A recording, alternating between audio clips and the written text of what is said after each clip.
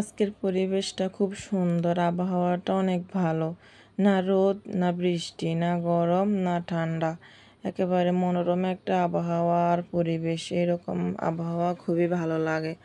কাজকাম করতে গেলেও গরম কম লাগে বা শীতও কম লাগে, এরকম আর কি। কাজকাম করে আরাম পাওয়া যায়। তো হ্যালো এভরিওয়ান, আসসালামু আলাইকুম। আমি রিমা নোয়াখালী থেকে বলতেছি। কাছে দূরে যে যেখান থেকে আমার ভিডিওটি দেখতেছেন, আশা করি আপনারা সবাই ভালো আছেন। আমিও আলহামদুলিল্লাহ আপনাদের দোয়ায় ভালো আছি। এই তো সকাল সকাল উঠানটা ঝাড়ু দিয়ে নিতেছি। সকালে উঠান ঝাড়ু দিলে উঠানের দিকে তাকাইতেও খুবই ভালো লাগে। বা এই তো আমার ছেলেটাকে ওই দেখতেছেন, এদিক দিকে আমি ঝাড়ু দিয়ে নিছি। ওইখানে তারা আমার মেয়ে আর কি আমার ছেলেটাকে ছেড়ে দিয়েছে যাতে একটু খেলাধুলা করতে পারে। এই তো আবার হয়তো সকালে যে সব ধরনের টুকিটাকি কাজ বা একটু নাস্তা পানি থাকে ওগুলা খেয়ে নিয়েছি আর কি। সকালে আমরা তো একটা ভাত খাই না, গ্রামে থাকি। তারপর আমরা সকালে অত একটা ভাত খাই না, আমরা একটু রুটি চা এগুলাই খাই। তারপর নাস্তা পানি খেয়ে এই তো রান্না বান্নায় চলে আসছি।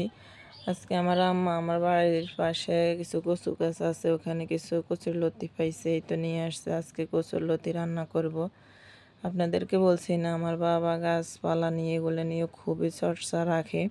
এই তো দেখতে পাইতেছেন কিছু লাউ ছাড়া নিয়ে আসছে। লাউ গাছ অলরেডি আমাদের বড় হয়েছে বা লাউ ধরছে, তারপরও আরও কিছু লাউ ছাড়া নিয়ে আসছে আরও লাগাবে বলে। দেখতে পাইতেছেন কালকে হাট থেকে নিয়ে আসছে, এগুলো আজকে বিকেলে লাগাবে আর কি। এই তো তারপর আর কি আমি রান্না বান্নায় চলে আসছি। আজকে রান্না করব হচ্ছে কই মাছ দিয়ে লতি দিয়ে রান্না করব, আর মাছ এগুলো দিয়ে আমি শসা দিয়ে নারকেল দিয়ে রান্না করব। আর হচ্ছে কিছু শিং মাছ ছিল আর একটা মাগুর মাছ ছিল, এগুলা আলাদা একটু রান্না করব আর কি। এই তো দেখতে পাইতেছেন আমি রান্না করে নিতেছি। মাটির চুলায় রান্না করলে একদিক থেকে রান্না মজা হয়, আরেক দিক থেকে রান্না করাটা অনেক কষ্টের হয়। বা এরকম 3 চুলা হলে তো কথাই নেই। একদিক থেকে লাড়কি দাও, আরেক দিক থেকে তরকারি নাড়ো, কতক্ষণ এই তরকারি কতক্ষণ ওই তরকারি নাড়ো, এই আর কি। তারপর তাড়াতাড়ি রান্না হয়ে যায়, এই দিক থেকে সুবিধা আছে। রান্না করতেছি আর আমার ননদের সাথে কথা বলতেছি, উনি ফোন দিছে আর কি। তারপর আর কি এই তো বিকেলে গোসল গা ধুয়ে খেয়ে দিয়ে আসি। তারপরে তো বিকেলবেলা আবার আমার ছেলেটাকে ছেড়ে দেওয়া হয়েছে, যেহেতু কয়দিন পর শীত চলে আসবে আর ওই রকমভাবে ছাড়া হবে না। বা আমাদের ওই বাড়িতেও তো একটা ছাড়িও না, এখানে আসছি তো ছেড়ে দিছি। সকাল বিকাল একটু খেলাধুলা করবে আর এই মুরগিগুলো দেখতেছে আর ও হাসতেছে, খেলা করতেছে, এই আর কি।